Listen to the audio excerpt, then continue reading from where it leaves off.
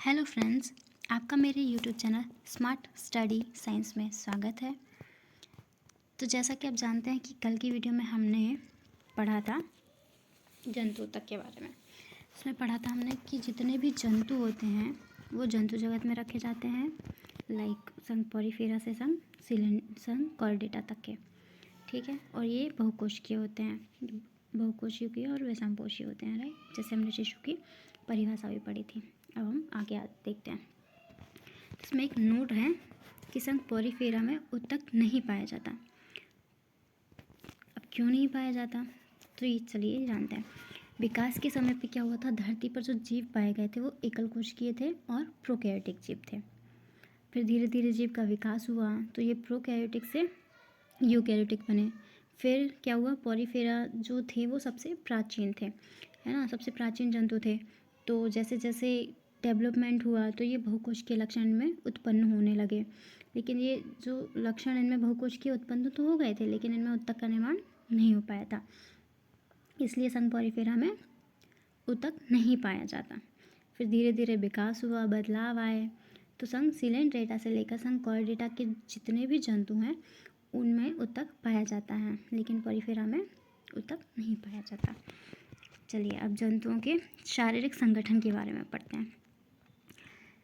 तो पहला है जो आपका है वो कोशिकीय स्तर का संगठन है। तो चलिए, कोशिकीय स्तर का संगठन क्या होता है। इसमें ये 4 प्रकार की जो कोशिकाएं अलग अलग बनी हुई है, ये क्या करती हैं, प्रत्येक कोशिका अपना अलग अलग कार्य स्वयं करती है, चाहे वो पाचन हो, प्रजनन हो, श्वसन हो, हर कार्य वह एक अकेली कोशिका करती है। इसलिए विभिन्न प्रकार की कोशिका का समूह होता है। इनमें कोशिकाएं जो होती हैं वो अलग अलग होती हैं और इनमें कार्य का विभाजन बिल्कुल भी नहीं होता या ना के बराबर होता है। इसलिए इनमें जो उत्तक होता है वो अनुपस्थित होता है। अब उत्तक अनुपस्थित क्यों होता है, क्योंकि इसमें समान प्रकार की कोशिका नहीं होती, क्योंकि समान प्रकार की कोशिकाएं व्यवस्थित होकर ही तो उत्तक बनाती हैं। जब कोशिकाएं अलग अलग है तो फिर उत्तक तो नहीं बनेगा। इसका एग्जाम्पल है संघ पोरीफेरा। अब आते हैं हम उत्तक स्तर पे। इसमें क्या है, उत्तक स्तर क्या होता है, समान प्रकार की कोशिकाएं व्यवस्थित होकर। अब जैसे ये 4 अलग अलग प्रकार की कोशिकाएं थी, इसमें से हम एक कोशिका ले लेंगे, मान लेते हैं हमने गोल वाली एक कोशिका ले ली। अब ये सारी बहुत सारी गोल गोल कोशिकाएं मिलके क्या करेंगी, उत्तक का निर्माण करेंगी। समान प्रकार की हैं और एक ही समान कार्य करेंगी, कार्य में समान, है ना, संरचना में समान, तो ये मिलकर उत्तक का निर्माण करेंगे।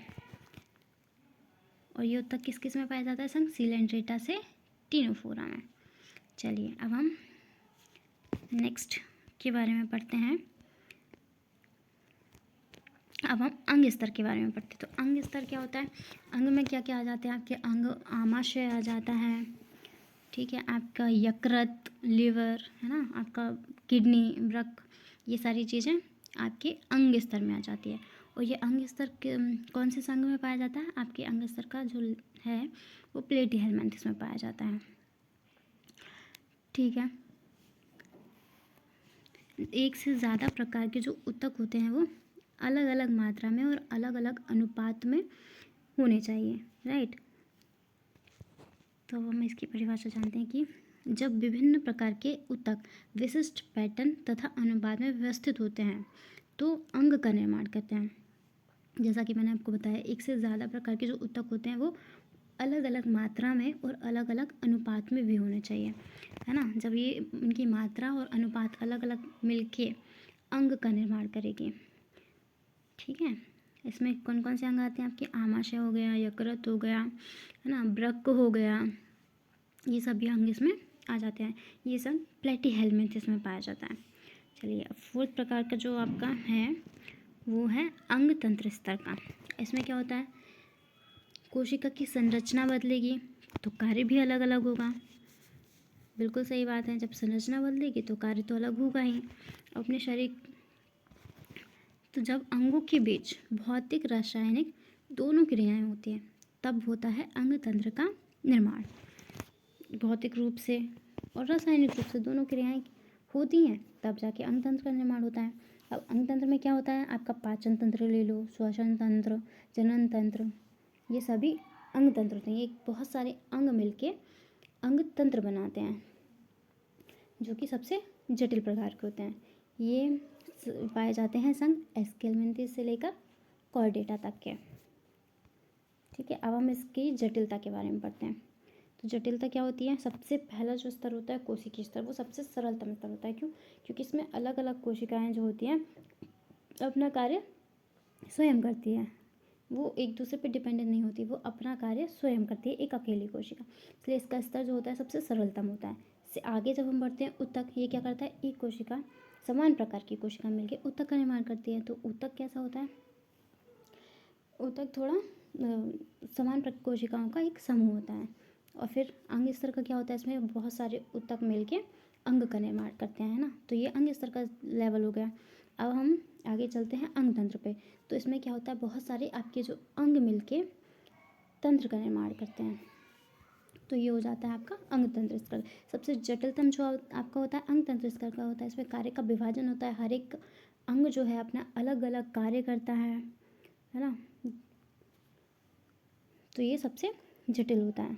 इसमें जैसे एक टीचर होता है, जैसे टीचर का एक अलग अलग सब्जेक्ट होता है, लाइक जूलॉजी का टीचर अलग होता है, फिजिक्स का टीचर अलग होता है। इस तरह से हर एक अंग का अलग अलग कार्य उसमें बांट दिया जाता है। तो ये सबसे जटिलतम स्तर होता है।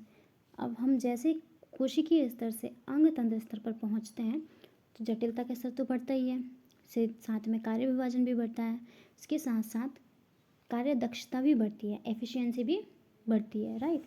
कि कार्य करने की जो क्षमता होती है वो भी बढ़ती है। चलिए अब हम ऊतक के प्रकार के बारे में पढ़ेंगे।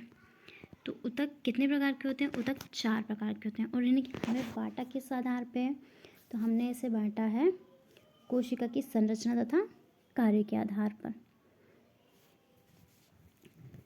ठीक है, तो सबसे पहले आपका आता है उपकला ऊतक। ठीक है, उपकला ऊतक क्या होता है? ये आपके शरीर का जो वजन है, हम अपने शरीर का वजन करके देखेंगे तो हम पाएंगे कि हमारे शरीर का पूरा वजन हमारा नहीं होता, कुछ हमारी कोशिकाओं का भी उसमें ऐड होता है। तो हमारे उपकला ऊतक जो होता है हमारे टिश्यूज़ का भी भार होता है, राइट। तो शरीर के जो भार होता है, हमारी उपकला ऊतक का जो भार होता है वो कम ओनली 10% होता है। अब इसका कार्य क्या होता है? चलिए कार्य जान लेते हैं। ये क्या करता है? सुरक्षात्मक आवरण बनाता है। ठीक है, ये अवशोषण का काम करेगा, ये स्त्रावण करेगा, निस्यंदन ये छानने का काम करेगा, है ना। ये विसरण का कार्य करेगा, हमारी बॉडी में जो भी वेस्ट हम है उसको छानने का कार्य करता है, राइट। सेकंड होता है आपका संयोजी ऊतक। ये सबसे ज़्यादा शरीर का जो भार होता है वो हमारा संयोजी ऊतक बनाता है। नहीं सॉरी, संयोजी ऊतक आपका 30 to 40% बनाता है, राइट। शरीर के सभी अंगों और ऊतक को ये क्या करता है? आपस में जोड़ता है। संयोजी ऊतक कनेक्टिव टिश्यू है ना, तो ये शरीर के सभी अंगों को कनेक्ट करता है। ठीक है, ये आपस में जोड़ने का काम करता है। अब से ये शरीर में पदार्थों का परिवहन भी कराता है, राइट। पदार्थों का परिवहन लाइक हमारी बॉडी में जो ब्लड का परिवहन होता है, राइट, रक्त का परिवहन होता है, तो ये सब संयोजी ऊतक करवाता है। ठीक है, और ये शरीर को सहारा प्रदान करता है। हमारी बॉडी का जो स्ट्रक्चर होता है वो हमारा वेट को ढोकर रखता है, राइट। ये हमारे शरीर को जो है एक ढांचा प्रदान करता है। ठीक है, अब हम आते हैं थर्ड, पेशी ऊतक, मस्कुलर टिश्यूज। ये हमारे शरीर का सबसे ज़्यादा भार होता है, राइट। 40 to 50% हमारे शरीर का जो भार होता है वो हमारे पेशी ऊतक का ही होता है, राइट। और 50% अदर ऑर्गन्स का होता है। तो ये पेशी ऊतक हमें किस में सहायक होती है? ये गमन में तथा संचलन में हमारे सहायक होती है। अब फोर्थ होता है तंत्रिकीय ऊतक, नर्वस टिश्यू। तो शरीर के भार का लगभग 10% ये तंत्रिकीय ऊतक का बना होता है, राइट। हमारे शरीर का जो 10% भाग होता है वो तंत्रिकीय ऊतक का होता है। ये तंत्रिकीय ऊतक क्या करता है? ये नियंत्रण तथा समन्वय बनाता है। जो हमारी ब्रेन का जो नियंत्रण और समन्वय होता है वो हमारा तंत्रिकीय ऊतक बनाता है। ठीक है, अब हम उपकला ऊतक के बारे में डिटेल में पढ़ते हैं। तो उपकला ऊतक क्या होता है? इसे हम इंग्लिश में एपिथेलियम टिश्यू कहते हैं। तो उपकला का मतलब क्या होता है? उपकला मतलब ऊपर, और उप यानी ऊपर और कला यानी झिल्ली, राइट। जब हम इंग्लिश में इसे ट्रांसलेट करेंगे तो एपी मतलब ऊपर, किसी चीज़ के ऊपर, राइट, किसी चीज़ के ऊपर वो जो वृद्धि करता है वो उपकला वृद्धि है ना। थीलियल यानी टू ग्रो मतलब वृद्धि करना। तो ऐसा उत्तक जिसके नीचे झिल्ली पाई जाती है, किसी दूसरे उत्तक के ऊपर वृद्धि करता है ना। पूरे शरीर का, जब हम पूरे शरीर का अध्ययन करते हैं तो हम देखते हैं कि उसकी उत्पत्ति जो होती है वो बाह्य जन्म स्तर, अंतः जन्म स्तर और मध्य जन्म स्तर से होती है। तो उपकला उत्तक क्या है, हमेशा किसी दूसरे उत्तक, है ना, दूसरे उत्तक कौन सा होता है आपका, संयोजी उत्तक के ऊपर वृद्धि करता है ना, संयोजी उत्तक के ऊपर वृद्धि करता है, राइट। उत्पत्ति मैंने आपको बता ही दी है, बाह्य जन्म स्तर, अंत जन्म स्तर और मध्य जन्म स्तर। अब उपकला में जो विभाजन की क्षमता होती है वो सबसे ज़्यादा उच्च होती है, राइट। इसमें पुनरुद्भवन की क्षमता सबसे असीम पाई जाती है।